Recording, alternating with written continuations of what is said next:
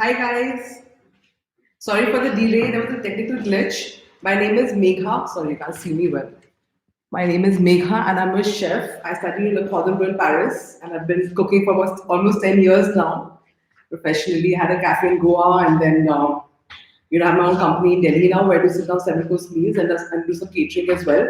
So let's not delay you guys any further. I'll start with what we're doing today. We're doing some Lebanese dips. So we start with tahini. Tahini is basically a roasted sesame paste, essentially. So roasted sesame paste is called tahini in Arabic. You see the rest of the tahini actually all over, the Middle Eastern region, even as further ahead as Korea and China, strangely, back in the 13th, 14th century. So what I've done with my tahini, so I'll tell you what you need for your tahini. First, you need roasted sesame seeds. So now the sesame seeds have been roasted. I've roasted them already. It's dry roasted, no oil. Don't burn them. Get them kind of like a little reddish. There's yogurt. There is lime juice, freshly squeezed lime juice, of course, some salt, some garlic, and I've got some nice extra virgin olive oil. Now the olive oil really makes a difference in the flavor of your, tahini or any Lebanese food really. So use a nice, strong, strong flavored extra virgin olive oil. I'm using a nice organic Spanish one. So let's start. So the sesame that I have is about 1 cup. All you need for this is a blender. It's really simple. So I'm just going to put this in.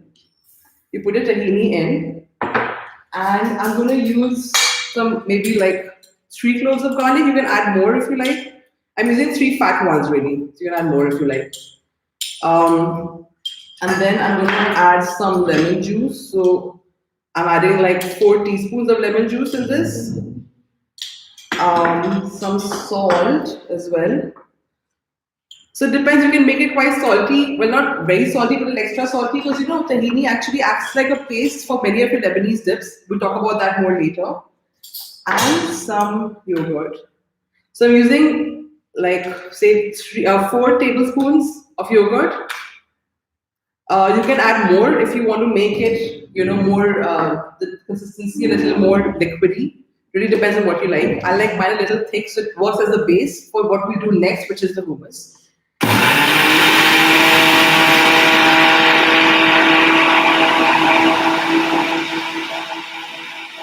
So now with the tahini, what happens? Some people like it really pasty, some people like it a little gritty in texture. It's up to you. Once it's kind of pasted, pretty much, you can see it. It's pretty much. It's really up to you. And then I'm just going to blend it again.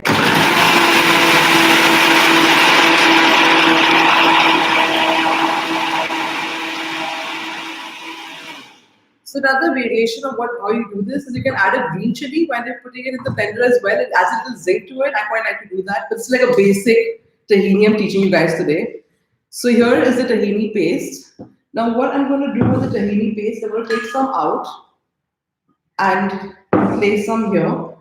I will leave some of it. I'll leave about half of it inside the blender because that's the base for the hummus, So it's really versatile, this dip, So okay, so now for the hummus, now hummus actually usually translated into Arabic is chickpeas, which is quite interesting. So chickpeas, what I've done with the chickpeas is that I soaked them overnight and I pressure cooked them and made them really soft. I'm sorry, I'm gonna put my hand in just to show you guys.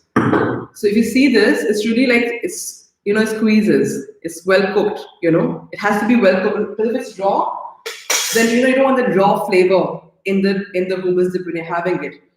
So now if you see, I still have my tahini inside, right? Half of it is still inside. I'm going to put 1 cup, little less than a cup of chickpeas inside this.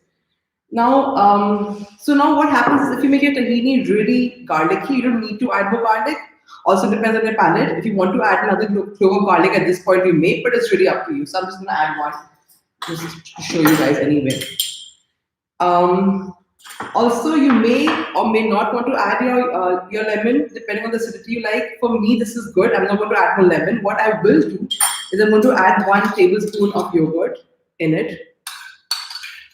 Now, with restaurants, they sometimes add water and stuff to it. So don't do that because it really, really dilutes the flavor. It's not fun.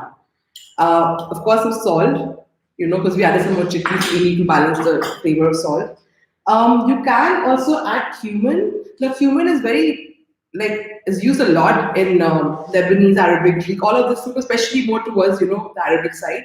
If you see, it's quite interesting if you see the history of, the spice route and how, the spices, and actually the spices from this region, of course. And then if you go further into France, the spice that they have, sorry, is a cayenne pepper. So if you look at history, a lot of the cuisines come from there, the trade and the geography, and how life was back then.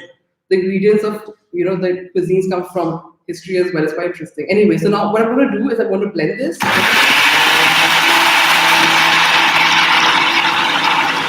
Now you don't have to add cumin if you want to. You may also actually add some red chili powder if you like, to make it a little spicy. In Beirut, they have this. They have a really spicy hummus, which they call the Beiruti hummus Beiruti, sorry, which is quite spicy. It's not like a regular. It's like a regular hummus, but it has a lot more spice. I'm going to add some extra virgin olive oil, about half a cup, little less than that, and I'm just going to blend this. You may also want to add some basil leaves at this point, parsley leaves. You can also add some roasted red pepper. You know how you have a with brinjal when you make vegan ka bharta, how you roast your red pepper. You can roast it like that, take the skin off, take the seeds off, and of course the top part, and then just put it. It's quite interesting. What you can do. You can also add nuts to it. It's really up to you what you want to do. It's been invented and reinvented so many times around the world. It's crazy.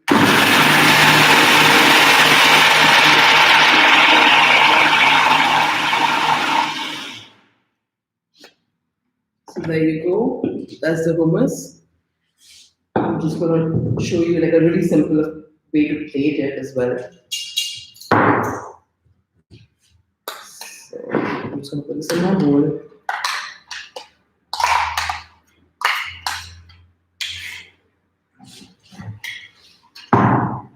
Now what you can do with the hummus is you can just use a spoon like this and just turn it around really. It creates kind of groove in the middle, if you can see. I'm not sure if you can. And before you serve it, what's wonderful is to just maybe drizzle some olive oil on it.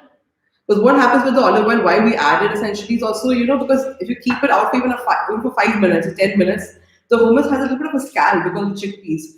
The olive oil, what it does, it helps to not let it dry up. It keeps it quite moist and the flavors intact. What else? So, for example, for your presentation, you can add a little bit of chilies on the side, just to make it look pretty. There you go. So now with tahini, this is hummus. So now with tahini, what else you can do is you can add some more yogurt, like lots of. So if you have 1 spoon of tahini, add like a cup of yogurt, and then it becomes like a nice sort of.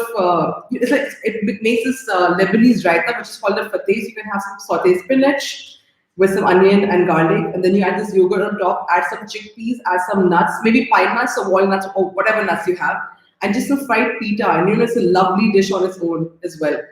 So this is what we've done. I've hurried up a little bit. I didn't want to sort of eat into the next session, but it was wonderful. I'm so glad you guys joined me. And right now in Delhi, in Gurgaon, I'm doing some orders where they limited orders and deliveries all over Delhi NCR. So please follow me and order if you like. Have a great day. Stay safe, guys.